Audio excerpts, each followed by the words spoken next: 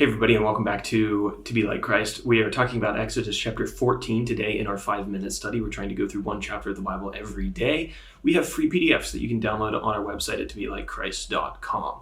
Today is a very famous chapter in the Bible story. The children of Israel, or the Israelites, are going to cross the Red Sea and finally escape their slavery in Egypt once and for all.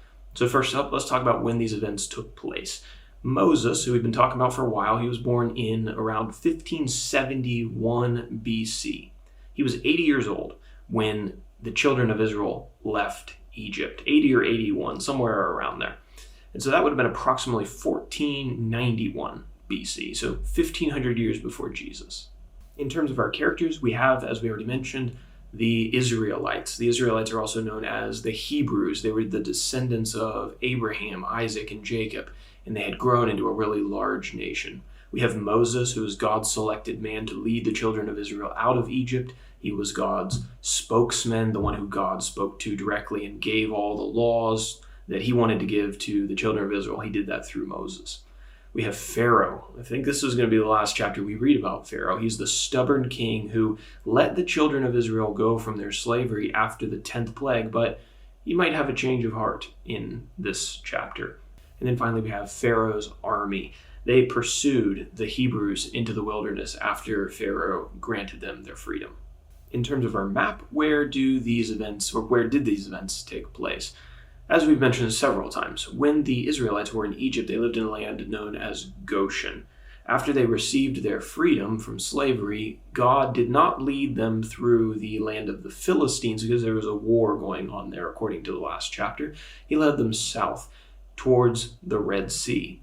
And as I mentioned, they're going to cross the Red Sea in this chapter, but nobody knows exactly where that crossing took place. Because this is such a famous chapter, I've just left it all in one section, verses 1 through 31.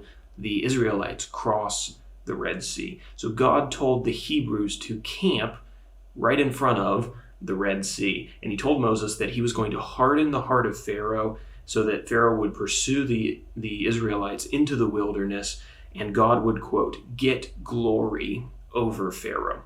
Pharaoh's final humiliation was going to teach the Egyptians that the God of Israel, the one true God, was the one who was worthy of their worship and was supreme over even Pharaoh, who was probably the most powerful man in the world before these 10 plagues came around and before God humbled him. So Pharaoh took 600 plus chariots, and he took the army of Egypt, and he chased down the Israelites in the wilderness. And when Pharaoh drew near to the camp, the Hebrews cried out in fear, and they accused Moses of dragging them out into the wilderness to kill them. Moses told the people, quote, fear not, stand firm, and see the salvation of the Lord, which he will work for you today. For the Egyptians whom you see today, you shall never see again. And I can only ever hear those words in Charlton Heston's voice from the movie The Ten Commandments. But the angel of the Lord, who had been leading the Israelites in the pillar of cloud and in the pillar of fire, moved between the Israelite camp and the Egyptians and kept the Egyptians out for a period of time. God divided the waters of the Red Sea before the Israelite camp with a strong wind. And the wind dried up the seabed so that the Hebrews could walk across the bottom of the sea on dry land. And the text of the Bible tells us that, quote, and the people of Israel went into the midst of the sea on dry ground, the waters being a wall to them on their right hand and on their left.